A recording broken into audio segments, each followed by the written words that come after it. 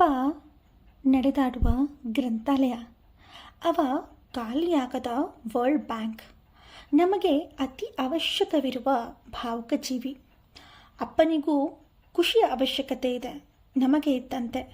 ಅಪ್ಪನಿಗೂ ಸುತ್ತುವ ಅವಶ್ಯಕತೆ ಇದೆ, ನಮಗೆ ಇದ್ದಂತೆ. ಅಪ್ಪನಿಗೂ ಹರಟೆ ಹೊಡೆಯುವ ಅವಶ್ಯಕತೆ ಇದೆ, ನಮಗೆ ಇದ್ದಂತೆ. ಅಪ್ಪನಿಗೂ ಸಿಹಿ ತಿನ್ನುವ ಆಸೆ ಇದೆ, ನಮಗೆ ಇದ್ದಂತೆ. ಅಪ್ಪನು ಮನುಷ್ಯ ಕಣ್ರಿ, ನಮ್ಮಂತೆ.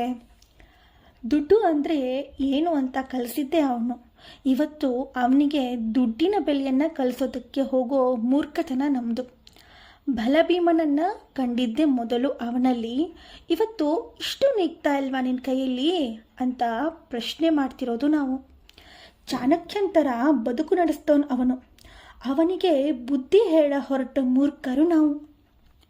ಬದುಕಿನ ಆ ದೊಡ್ಡ ಹೋರಾಟವನ್ನೇ ಶಾಂತಿಯಿಂದ ಸಂಯಮದಿಂದ ದೂಕಿಕೊಂಡು ಗೆದ್ದ ಸಂತನಿಗೆ ಸಿಡಿದೇಳುವ ಪೆದ್ದ ಐಡಿಯಾಗಳನ್ನು ನೀಡುವ ಶತಮೂರ್ಖರು ನಾವು.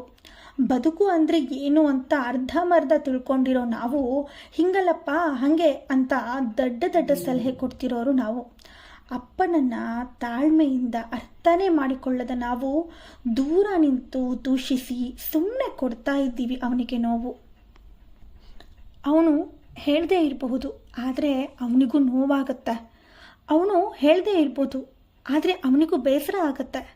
ಅವನು ತೋರಿಸದೇ ಇರ್ಬೋದು, ಆದರೆ ಅವನಿಗೂ ಮನೆಯ ಪ್ರತಿಯೊಬ್ಬರ ಬಗ್ಗೆ ಕಾಳಜಿ ಇರುತ್ತೆ.